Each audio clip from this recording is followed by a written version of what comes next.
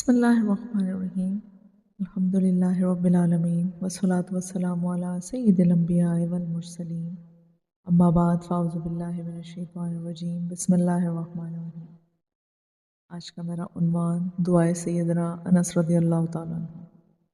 یہ اتنی خاص اور مجرب دعا ہے کہ اس کو حضور علیہ الصلوۃ والسلام نے اپنی امت کو تعلیم دی، صحابہ کرام علیہم الرضوان اجمعین کو آپ نے سکھایا، اور آپ خود اس دعا کو بہت کثرت سے پڑھا کرتے تھے۔ یہ دعا سیدنا انس رضی اللہ تعالیٰ عنہ سے ہے۔ اللہم انی اعوذ بک من الہم والحزن والعجل والکسل والبخل والجبن۔ اے اللہ، میں تیری پناہ مانگتا ہوں فکر اور غم سے، عاجزی اور سستی سے، بخل اور بزدلی سے۔ یہ صحیح بخاری کی حدیث ہے، حدیث نمبر 2893۔ اس مختصر سی دعا میں کچھ ایسی چیزوں کا ذکر کیا گیا ہے جو انسان کی روحانی، ذہنی اور عملی زندگی کو تباہ کر دیتی ہے۔ حضور علیہ الصلوۃ والسلام نے خود بھی یہ دعا کثرت سے پڑھی۔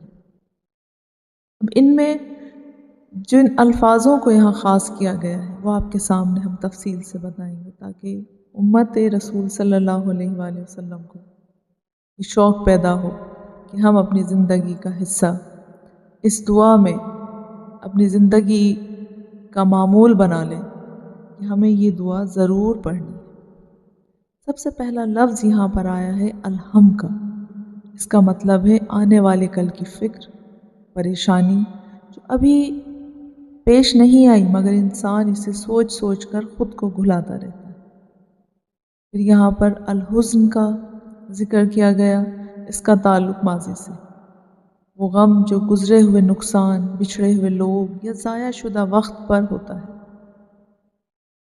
حضرت امام ابن قیم نے اپنی کتاب زاد المعاد میں لکھا کہ دل کی سب سے بڑی بیماریوں میں سے ایک مستقبل کی فکر اور ماضی کا غم ہے۔ ماضی کے غم میں الجھے رہنا ہے، جبکہ انسان کی اصل زندگی صرف آج ہے۔ اللہ تعالیٰ نے قرآن مجید فرقان حمید میں ارشاد فرمایا، الا بذکر اللہ تطمئن القلوب۔ سن لو، اللہ کے ذکر سے ہی دلوں کو اطمینان ملتا ہے۔ یہ سورہ رات کی آیت نمبر 28۔ جب انسان اللہ سے تعلق جوڑ لیتا ہے تو ماضی کا غم اور مستقبل کی فکر دونوں ہلکے پڑ جاتے ہیں۔ پھر یہاں پر لفظ آیا العجز، یعنی کسی کام کو کرنے کی صلاحیت نہ ہونا، عاجز ہو جائے انسان، چاہے وہ جسمانی ہو یا معاملات کو سنبھالنے کی صلاحیت۔ الکسل یعنی صلاحیت ہونے کے باوجود کام نہ کرنا۔ اب یہ دو ایسی چیزیں ہیں جن کو خاص کیا گیا ہے، یہ سستی، ٹال مٹول اور کاہلی سے۔ یہ فرق بہت اہم ہے۔ عجز مجبوری ہے، جبکہ کسل ایک انتخاب ہے۔ حضور علیہ الصلوۃ والسلام نے دونوں سے پناہ مانگی، کیونکہ عجز انسان کو بے بس کر دیتا ہے اور کسل انسان کی برکتیں چھین لیتا ہے۔ نماز میں سستی، ذکر میں سستی، نیکی کے کاموں میں تاخیر، تو سیدنا امام غزالی رحمۃ اللہ علیہ احیاء العلوم الدین میں لکھتے ہیں کہ کاہلی شیطان کا وہ ہتھیار ہے جسے وہ نیک اعمال کو کل پر ٹلواتا رہتا ہے، یہاں تک کہ عمر ہی ختم ہو جاتی ہے۔ یہ تو حقیقت بات ہے کہ انسان کا کل کبھی بھی نہیں ہے، بلکہ اس کی زندگی تمام ہو گئی لیکن کل نہیں آیا، اور ہم نہیں جانتے ایک کام اگر ہم کچھ لمحوں کے لیے چھوڑ دیں، تاخیر کر دیں، پتہ نہیں ہمارے نصیب میں ہے یا نہیں۔ یہاں ذکر ہوا البخل کا، یعنی اللہ کی دی ہوئی نعمتوں کو، مال ہو یا وقت، اس کے حقداروں تک پہنچانے میں کنجوسی کرنا۔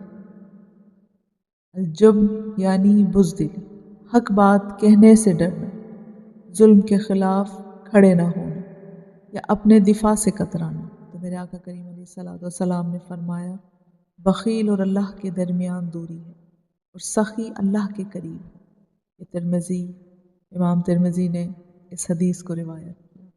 بزدلی کے بارے میں ہمارے اسلاف کرام فرماتے ہیں کہ یہ صرف جنگ کے میدان کی بات نہیں، بلکہ روزمرہ زندگی میں سچ بولنے، ظلم کے خلاف آواز اٹھانے اور اپنے عقیدے پر ڈٹے رہنے کی ہمت بھی اس میں شامل ہے۔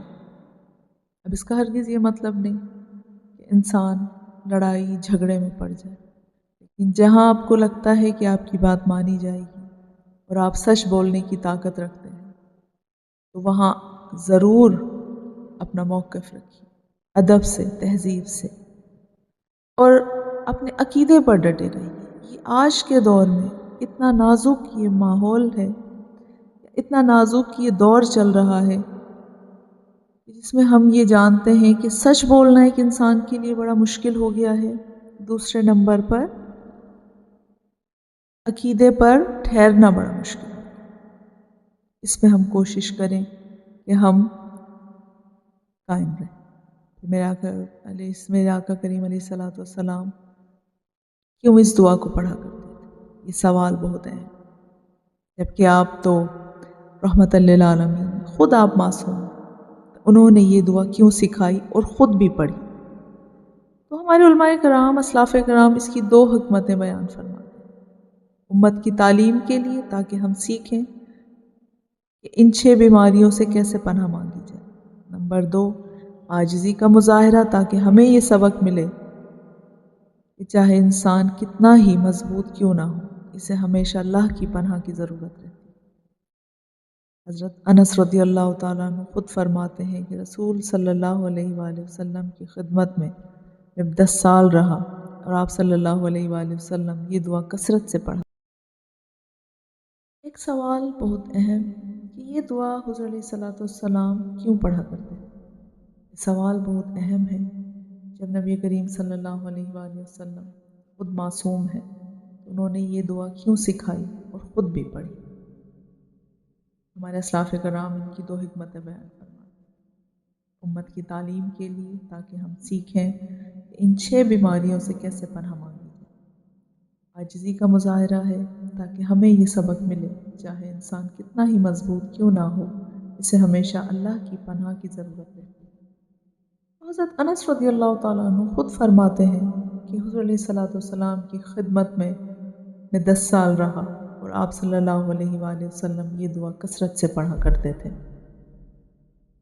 اب سوال یہ ہے کہ اس دعا کو زندگی میں کیسے اپنائیں؟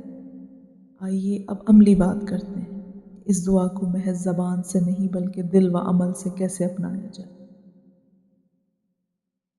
سب سے پہلے صبح اور شام اس دعا کو پابندی سے پڑھیے، خاص طور پر جب کہ دل بوجھل محسوس کرے اور لفظ کے معنی پر غور کیا جائے۔